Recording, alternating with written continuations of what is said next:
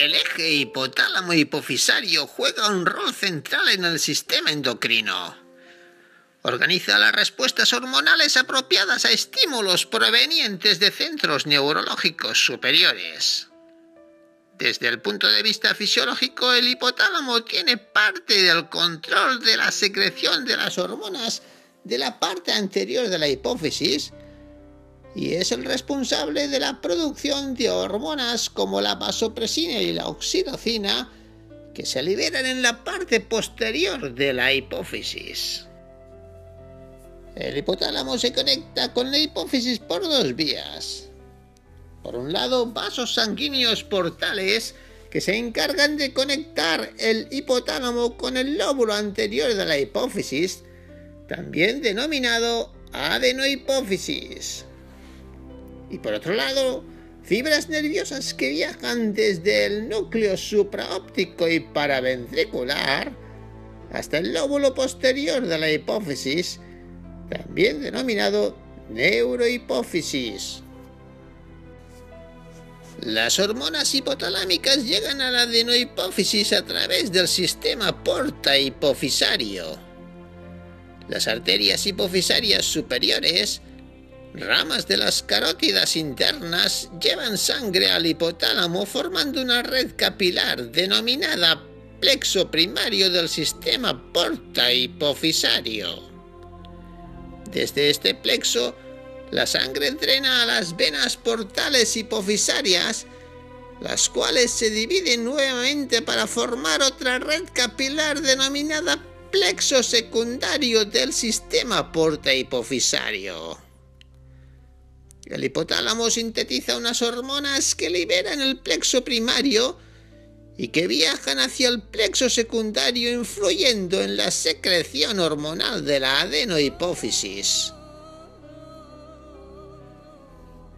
Estas hormonas hipotalámicas que influyen en la secreción de la adenohipófisis son 6.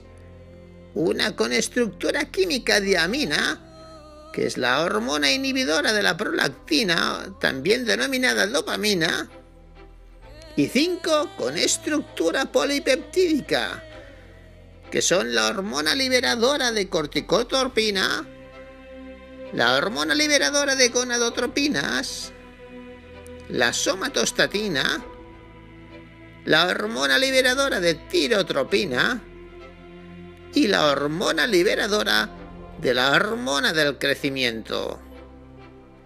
En este cuadro se indica el efecto que realiza cada una de estas hormonas sobre la hipófisis anterior.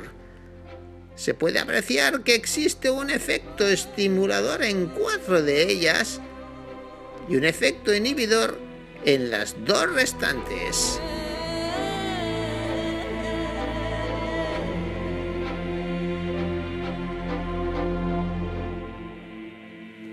Por otro lado, el hipotálamo también se relaciona con la hipófisis gracias a unas conexiones nerviosas que se comunican con el lóbulo posterior hipofisario o neurohipófisis.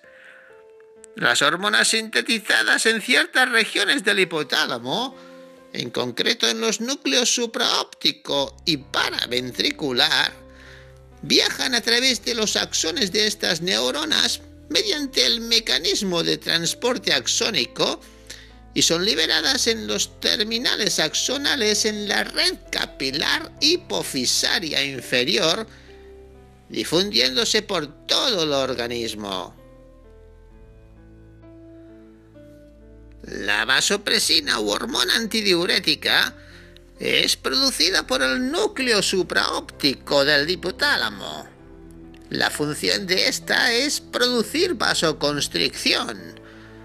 Otra función sería actuar como antidiurético y de esta forma provoca un aumento de la absorción de agua en los túbulos contorneados distales y colectores del riñón.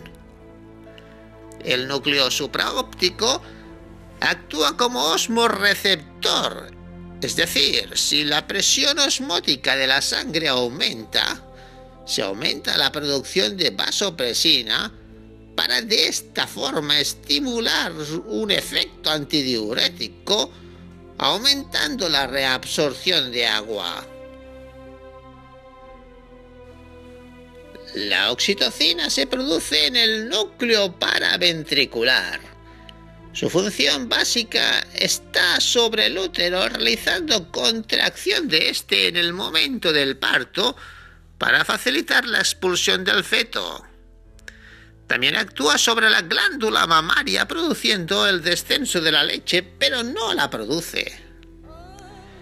También se la considera la hormona de la satisfacción y de la generosidad y ternura, porque el aumento de sus niveles facilita las relaciones sociales.